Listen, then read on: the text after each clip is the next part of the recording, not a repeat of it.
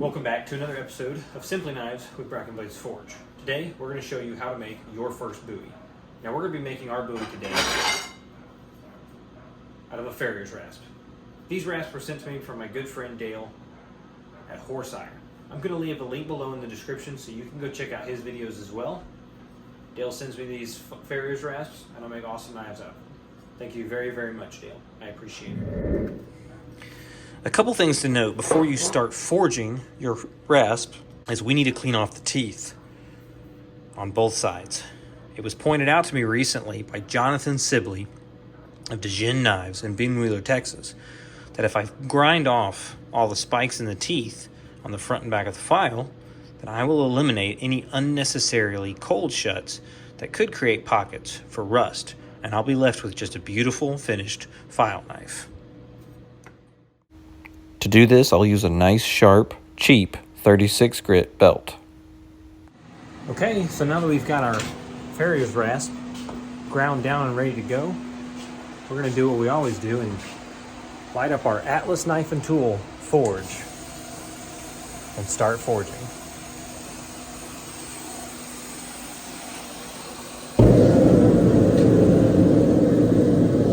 Hey guys, I forgot to mention, I'm going to be using this pre-made brass guard for our Bowie today. The reason I'm going with a pre-made brass guard is because for your first Bowie, you don't have to cut out a guard and make it out of mild steel or stainless. You can simply order one. They're not very expensive. I think this cost me $5.50 or something like that. I purchased this one from Jant's Knife Supply. There's the dimensions.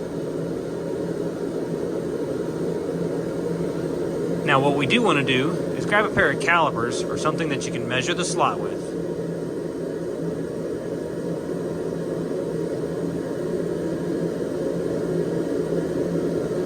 When we're making our tang, we're going to want to make sure that it fits into this slot as we're forging it out. Now one of the ways I'm going to do this is as I forge out my tang, I'm going to be measuring and I'm going to make marks on the anvil so that I can make sure it matches, and then we can grind it to the final shape and make sure it has a good, tight fit.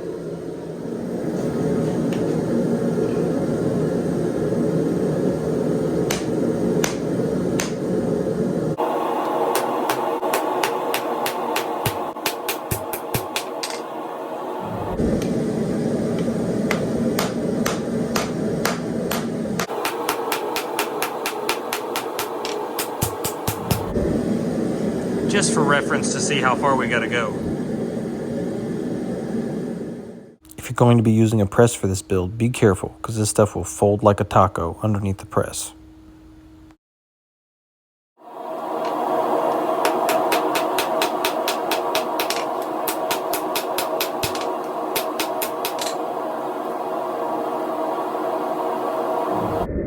It's important you forge the tip from both sides when working with a piece this size. That way you don't create a cold shut at the very tip of the knife.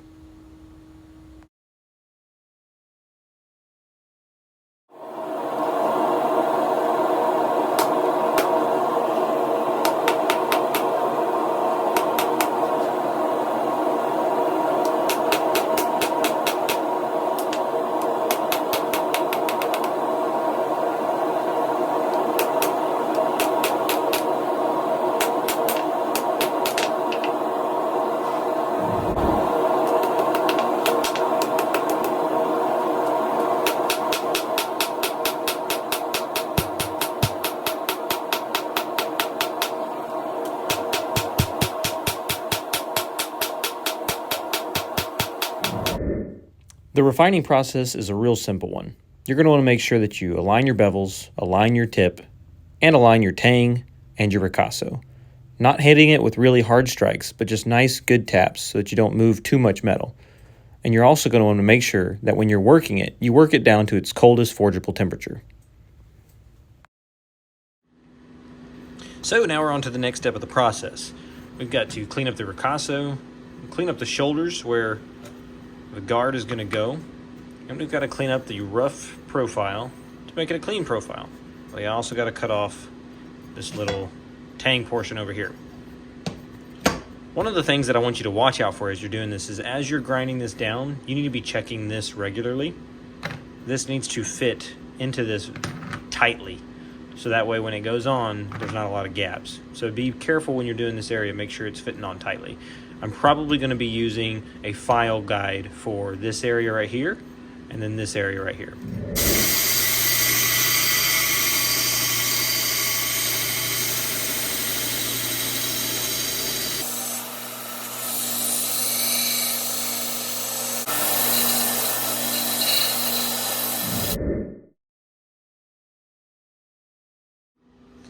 So I always forget to kind of talk about this when I'm doing it. But one of the things you want to make sure that you do when you're putting on your file guide is that you square it off with the spine. I mean, you don't have to. It depends on the look that you're going for the knife.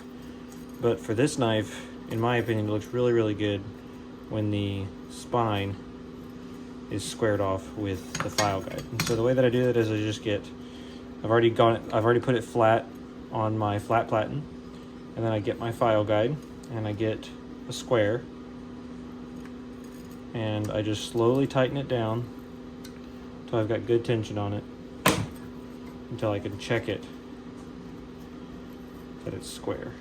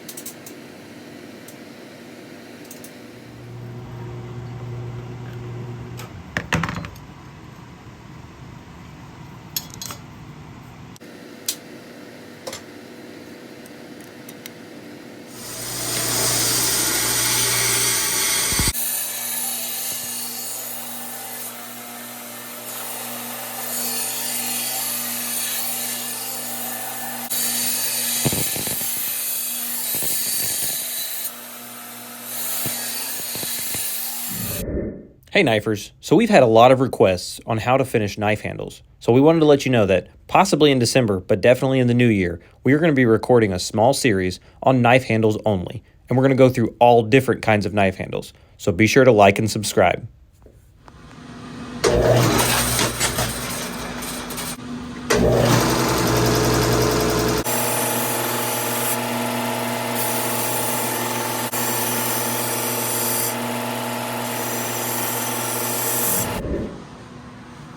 Hey, Brian. All right, I'm gonna need you to do something for YouTube. Take all your gear off.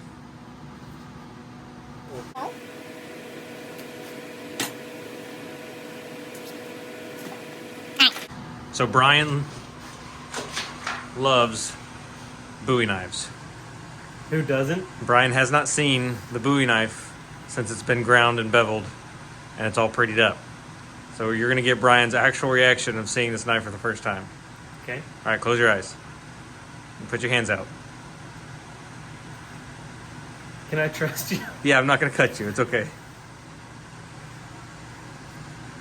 All right, 1, 2, 3, go. Wow. Not only do I love Bowies, but I love file knives as well. That's clean. Feel like you could take the Alamo with it? I feel like I could defend the Alamo with it. Whose side are you on?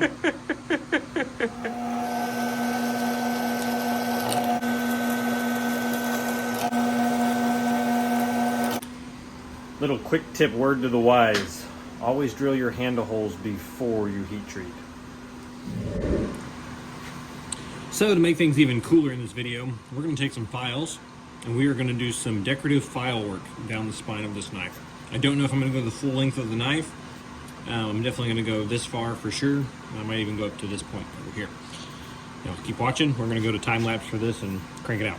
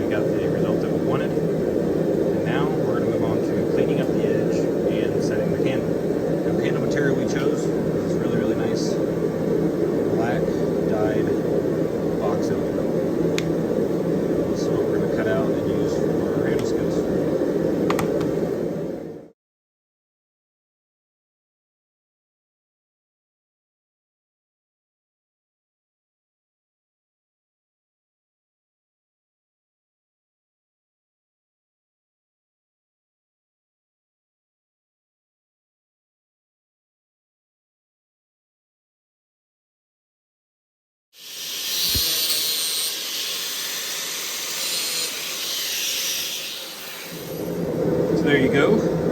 We've got the handle glued up. Next thing we're going to do is taper it down, clean up the sides, and then go on to the hand sanding for the handle. And then we'll clean up the blade and give this Bowie a test. If you've enjoyed this video, please hit the like button, subscribe button, and the bell notification button. We greatly appreciate it. Thanks.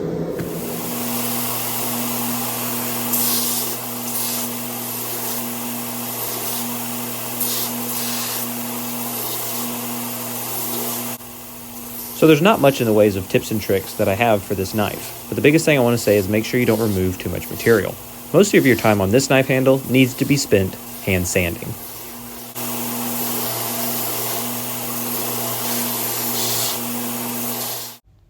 And here I go from a 60 grit on a flat platen to a 120 on a slack. Then I start to hand sand, and I even use a mouse sander to help get some of the scratches out of the blade, and then I go back to hand sanding.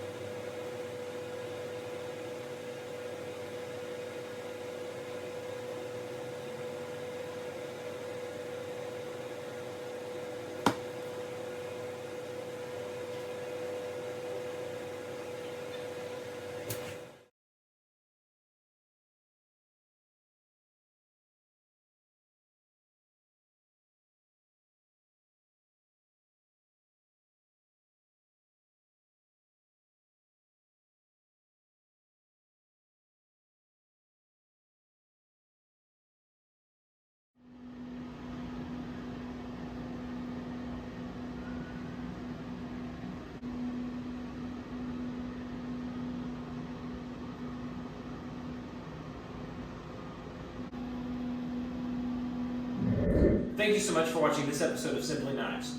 This Bowie turned out amazing. If you're enjoying these videos, make sure to hit the subscribe button, the like button, and the bell notification button so that you won't miss when we release new videos. I gotta say, I'm really happy I chose to go with the Farrier's rasp.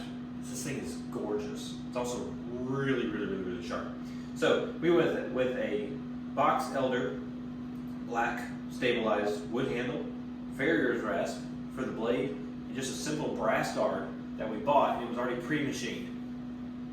Now your first Bowie doesn't have to be just like this. You can do whatever you want. You can make it a little bit smaller, you can make it bigger. It's your choice.